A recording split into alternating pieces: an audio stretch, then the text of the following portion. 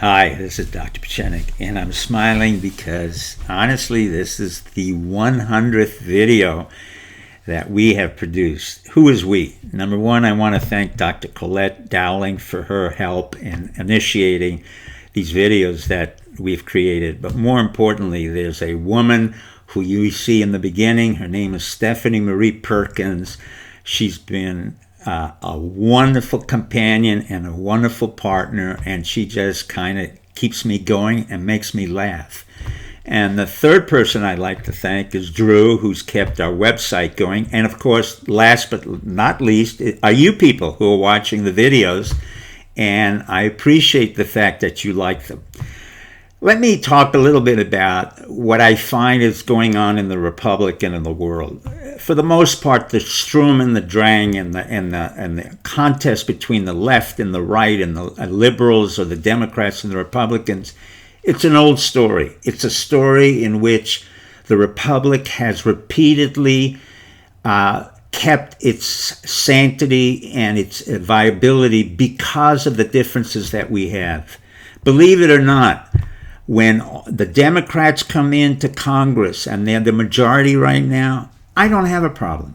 And the reason I don't have a problem is because eventually Nancy Pelosi, who will be selected Speaker of the House, understands that she will and other Democrats will socialize these new progressive Democrats into a system where your own rhetoric and enthusiasm gets distilled out by being part of a larger group and being the loyal opposition or the protagonist in the Republic. In this case, it would be the Democrats. In the case of the Republicans, we won the Senate and we got governorships. Does that mean we're all going to go to the side of the Republicans? No.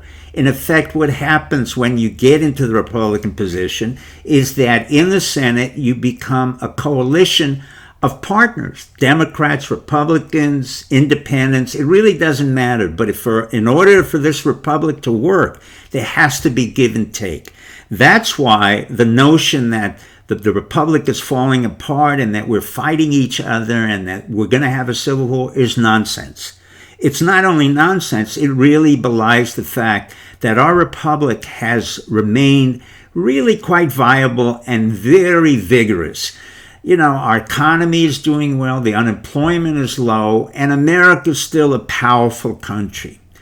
Now, the one element where socialization of the institution does not occur is, ironically, in the White House. And as I've talked before, the White House character is determined by the personality of the president.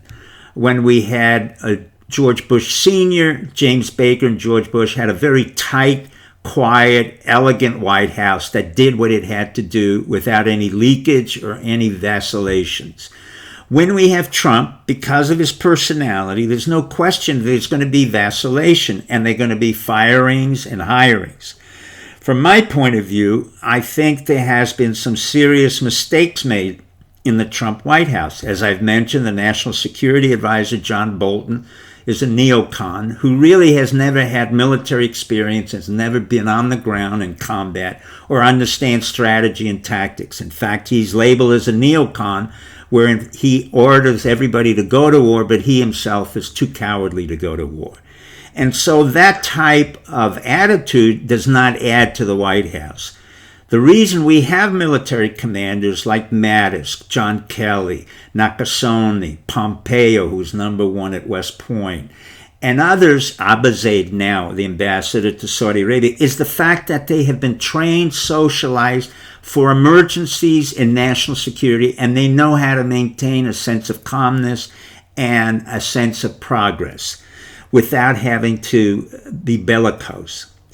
My point is very simple.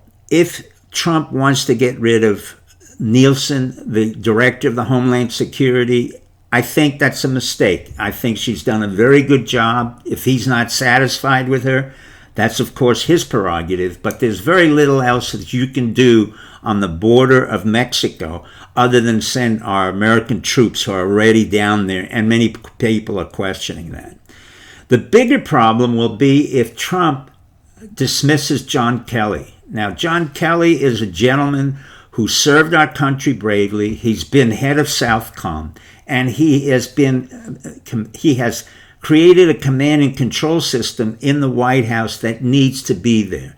So I think it's very important for Trump to think out what it means to put Nick Ayers there, Ayers, a political operative. Let me summarize by saying the Republic will remain intact. And as H.L. Mencken, the humorist, once said, in order to run America, you have to run it like a circus from the monkey's cage. Thank you, good night, and goodbye.